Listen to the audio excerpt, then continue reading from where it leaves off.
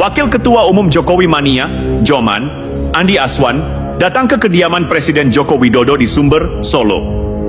Bukan kunjungan basa-basi, bukan sekadar silaturahmi sore-sore sambil ngopi. Ada sesuatu yang besar ia bawa, sebuah kabar yang ingin ia pastikan langsung didengar oleh Jokowi sendiri. Kabar itu bukan sembarang kabar.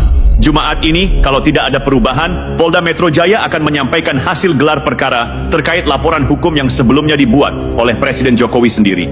Ya, pertemuan saya dengan Pak Jokowi adalah intinya saya mendapatkan suatu energi dari beliau ya, nasihat-nasihat dari beliau dan perjuangan-perjuangan kita ya, dalam rangka bagaimana beliau diserang dari berbagai sisi gitu ya, bertukar pikiran dengan beliau. Terutama sekarang kan bicara WUS ya, jadi kita mendapatkan informasi dari beliau seperti apa, dan ternyata memang apa yang digambarkan beliau itu tidak sesuai yang digambarkan oleh mereka-mereka yang membenci beliau gitu. Karena pikiran mereka tentang WUS itu kan hanya untuk masalah keuntungan gitu, tidak memikirkan bahwasannya program ini adalah program untuk masyarakat dan program ini adalah untuk program jangka panjang. Terutama untuk bicara WUS ya. Kalau bicara tentang ijazah dan sebagainya kita lihat saja, kita tunggu dari hasil dari Polda Metro Jaya nanti. Mudah-mudahan segera, kalau bisa besok ada gelar perkara lebih baik gitu, lebih cepat, lebih bagus kan? Intinya begitu. Bapak ada arahan khusus dari Bapak? Ya, arahan khusus dari Bapak ya sehat-sehat selalu gitu kan. Ya, terima kasih beliau kan. Dan tadi ya sehat-sehat, kesehatan gitu. Ya saya katakan, ketika saya kemarin itu ada suatu energi besar buat saya terima. Mungkin teman-teman juga tahu bagaimana perjuangan kita ini menghadapi mereka gitu kan. Pertemuan antara Andi Aswan dan Jokowi di Sumber bukan pertemuan biasa. Bagi Andi, setiap kali duduk berhadapan dengan Jokowi, selalu ada energi baru yang lahir. Ada api semangat yang kembali menyala. Jokowi selalu memberi nasihat dengan gaya khasnya.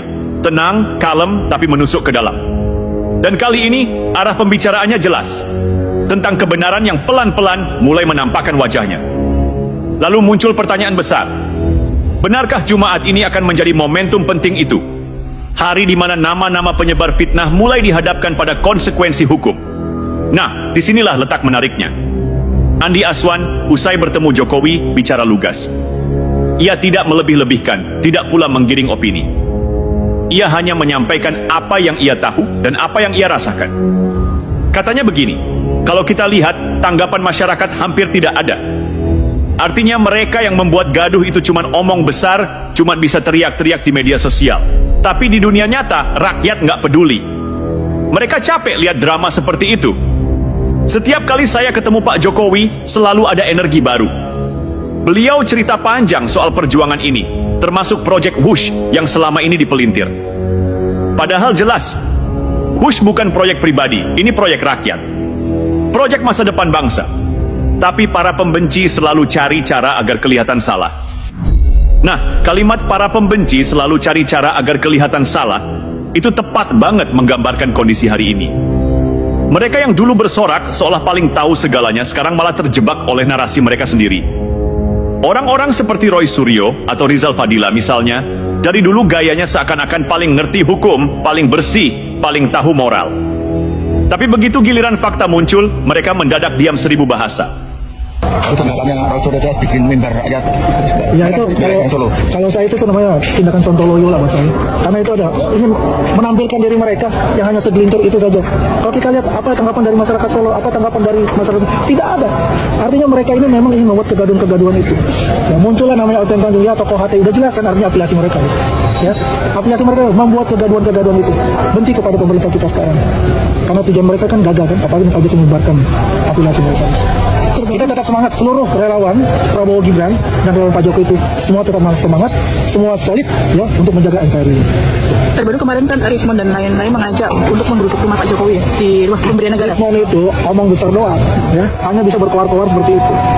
Ya, bagaimana seseorang yang ijazahnya palsu mengecek ijazahnya orang lain? Ngomongnya tuh jangan jelas. Makanya saya katakan, saya challenge ya para psikiater untuk memperhatikan orang-orang ini, teroris ini, ya, dengan gaya, dengan tabiat mereka gitu. Jangan-jangan ini punya masalah dalam kejiwaan mereka gitu. Karena itu sudah mengindahkan namanya adab yang kita junjung bersama-sama untuk itu. Apalagi dia mengatakan bahwa dia itu adalah keturunan dari apa? Nenek moyangnya ada pejuang. Pejuang apa? Sebutkan pejuangnya. Apakah saya bukan pejuang? Nenek moyang saya. Nenek moyang saya pejuang. Gitu. Masih banyak orang yang akan marah. Lucunya, mereka yang selalu teriak Jokowi anti kritik, justru nggak siap dikritik balik pakai data dan logika. Sementara Jokowi, beliau tidak perlu marah-marah, Tidak perlu debat kusir. Beliau cuma senyum, kerja, dan terus maju. Makanya ketika Andi Aswan menyebut Jumaat ini mungkin penetapan tersangka, itu bukan ancaman, tapi sinyal bahwa negara ini masih punya hukum, masih punya keberanian untuk menegakkan keadilan. Dan ini menarik. Di sela pembicaraannya, Jokowi bahkan masih sempat membahas Project Push. Bayangkan, di tengah segala fitnah dan serangan politik, beliau tetap fokus pada pembangunan. Itu bedanya pemimpin pekerja dengan pengkritik profesional. Yang satu bekerja, yang lain cuma mencari celah untuk menghina. Lalu Andi menyinggung tentang rencana mimbar rakyat Solo. Nah, ini lucu. Katanya mau menyuarakan aspirasi rakyat, tapi yang datang segelintir orang.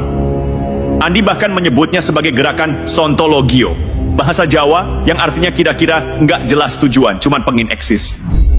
Mereka hanya ingin tampil, padahal yang hadir segelintir orang. Masyarakat Solo nggak menggubris. Mereka tahu itu cuma upaya bikin gaduh, kata Andi. Dan benar, di lapangan masyarakat Solo dan Boyolali justru menolak keras kegiatan itu. Bahkan sempat ada pembubaran langsung oleh warga sendiri karena mereka sadar negara ini tidak boleh lagi diseret ke dalam politik provokatif dan fitnah murahan.